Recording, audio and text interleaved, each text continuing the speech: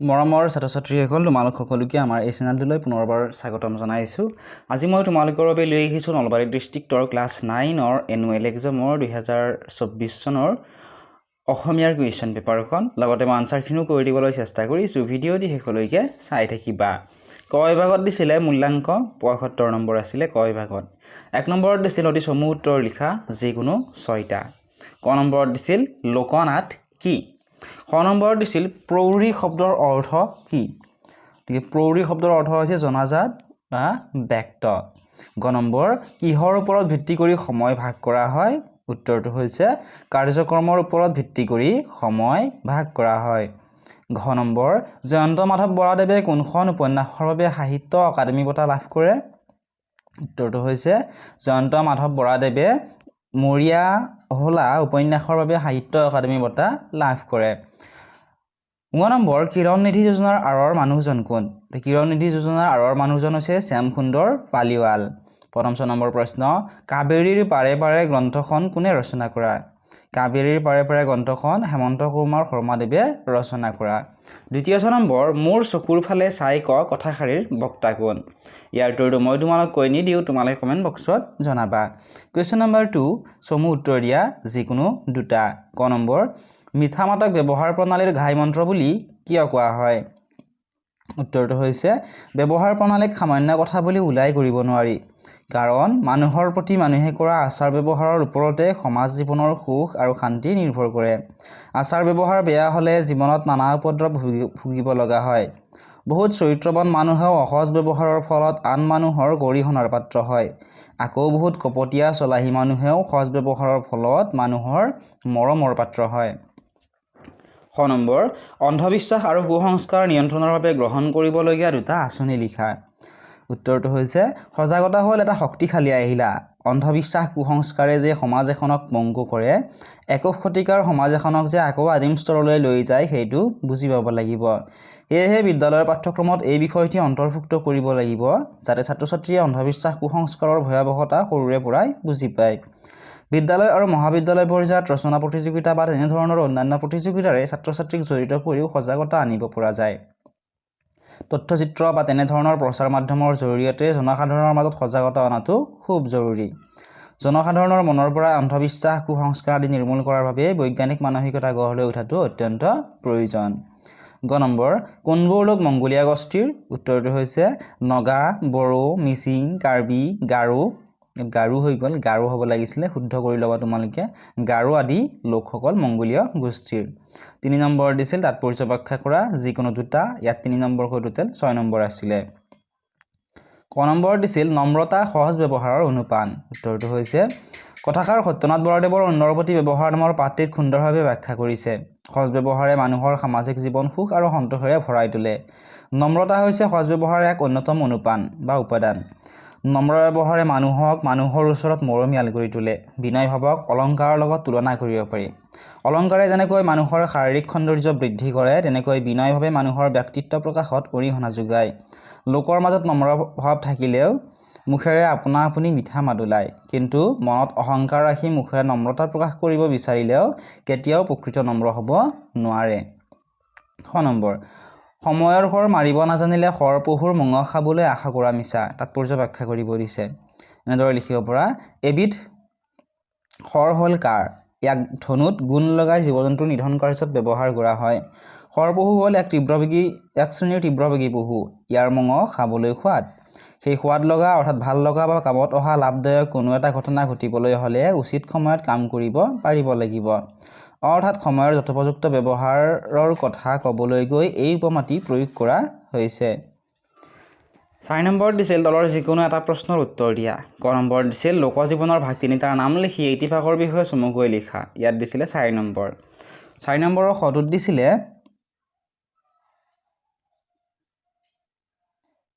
নিৰ্মলে কেনেদৰে সিদ্ধাৰ্থক ভুল বাটৰ পৰা আঁতৰাই আনিছিল বিৱৰি লিখা। যে ইয়াৰ উত্তৰটো মই তোমালোকক লিখি দিছোঁ। উত্তৰটো অলপ দীঘলীয়া, তোমালোকে ভিডিঅ'টি প'জ কৰি লৈ লিখি ল'বা, ঠিক আছে। 5 নম্বৰ প্ৰশ্ন পিপলন্থ্ৰী গাঁৱত প্ৰকৃতি আৰু মানুহৰ মাজত কেনেদৰে আত্মিক সম্পৰ্ক গঢ় লৈ উঠিছিল? পাঠৰ সহায়ত লিখা।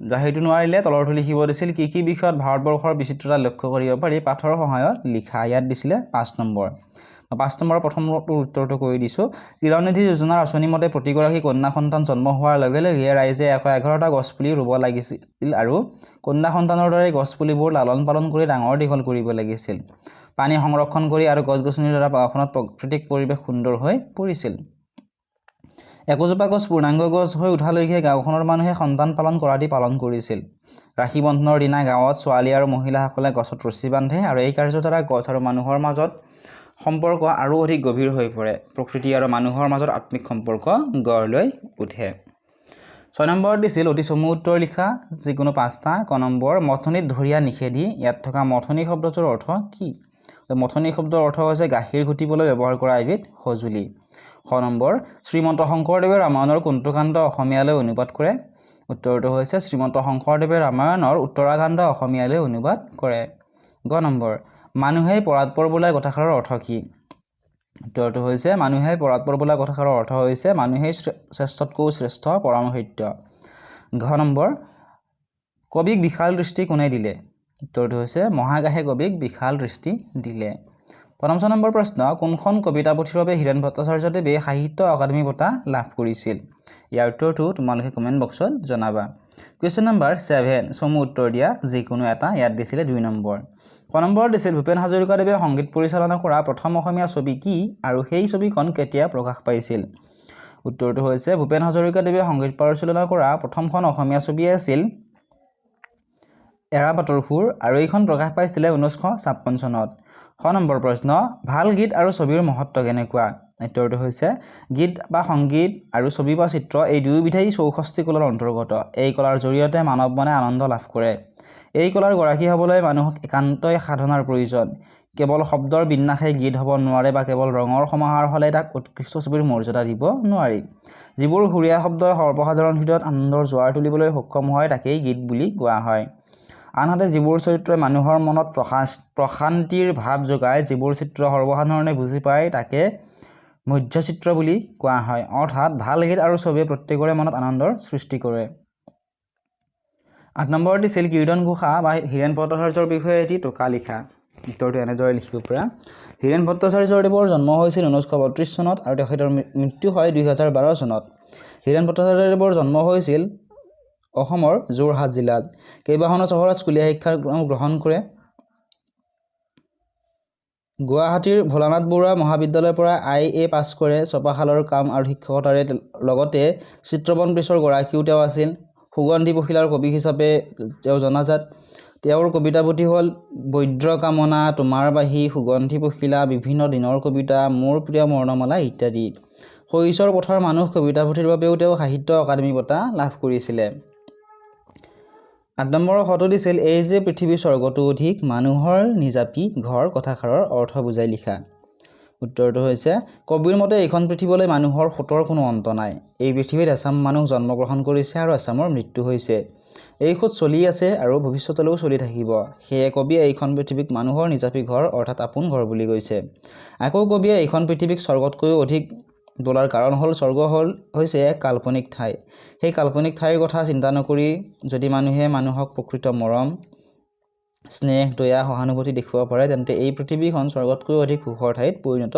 হ'ব মূলভাৱ লিখিবলৈ দিছিল মানৱ বন্দনা আৰু গীত আৰু ছবিৰ তাৰপিছত প্ৰসংগ সংকলিতৰ ব্যাখ্যা কৰিব দিছিল ইয়াত দিছিলে 4 নম্বৰ তাৰপিছত গ্ৰামাৰৰ দিছিল ক নম্বৰত মূৰ্ধন্য বা মূৰ্ধন্য খ হোৱাৰ কাৰণ দেখুৱাবলৈ দিছিল যিকোনো এটাৰ সন্ধি ভাঙিবলৈ দিছিল প্ৰত্যুত্তৰ আৰু মৃন্ময় বিপৰীত শব্দ লিখিবলৈ দিছিল ক্ৰিক আৰু তিৰুভাৱ প্ৰত্যয় ভাঙিবলৈ দিছিল অসমীয়া আৰু গায়ক 12 নম্বৰ দিছিল তলৰ যিকোনো তিনিটা প্ৰশ্নৰ উত্তৰ লিখা ক নম্বৰ দিছিল অনুৰূপ শব্দ শাক বোলে উদাহৰণ দিয়া খ নম্বৰ দন্তসমূহৰ ওপৰত এটি টোকা লিখা গ উদাহৰণৰ সৈতে জুৰীয়া শব্দৰ সংজ্ঞা দিয়া ঘ নম্বৰ দিছিল অৰ্ধপ্ৰকাশ হোৱাকৈ বাক্য সাজা বুকুৰ কুটুম মানে অতি আপোন ধুদৰ পচলা মানে হৈছে এলেহুৱা তাৰপিছত সাত ঘাটৰ চেঙালী আৰু দিছিলে হাত টান মানে হৈছে কৃপণ ভাৱ সম্প্ৰসাৰণ কৰা দিছিলে এশ গৰু মৰিলে বাঘৰৰ মৰণ নোৱাৰিলে তলতো লিখিব দিছিল চতুৰ্থ পিৰিয়ডৰ পিছত অৰ্ধচুটি বিচাৰি প্ৰধান শিক্ষকলৈ এখন আবেদন পত্ৰ লিখা আবেদনত নাম ঠিকনা নিলিখিবা ৰচনা আহিছিলে তোমাৰ জীৱনৰ লক্ষ্য পুথিভঁৰাল আৰু দুৱাৰৰ দুখন তাৰপিছত 10 নম্বৰ আহিছিলে বৈচিত্ৰময় অসম নামৰ কিতাপখনৰ পৰা তাৰপিছত খ বিভাগত আছিলে 25 নম্বৰ যিসকলে খ বিভাগৰ উত্তৰ নকৰা গ বিভাগৰ উত্তৰ অৰ্থাৎ ৰিজিভাৰটিৰ উত্তৰখিনি কৰিব লাগিব এইখিনি আছিল আজিৰ এই ভিডিঅ'টি যদি ভিডিঅ'টি চাই ভাল পাইছে বা উপকৃত হৈছে বুলি ভাবা ভিডিঅ'টি লাইক কৰি দিয়াৰ লগতে চেনেলটো সাবস্ক্ৰাইব কৰি দিবলৈ নাপাহৰিবা আৰু ইয়াৰে পিডিএফ সমূহ যদি লাগে ডেসক্ৰিপচনত দিয়া লিংকসমূহত ক্লিক কৰি আমাৰ ফেচবুক পেজ হোৱাটছআপ চেনেল আৰু টেলিগ্ৰাম চেনেলত ফলো কৰি ল'বা তাত তোমালোকে ইয়াৰে পিডিএফ খিনি পাবা একেবাৰে ফ্ৰী হয় এতিয়াই তোমালোকে ফলো কৰা সকলোবোৰ লিংক ডেসক্ৰিপচনতে পাবা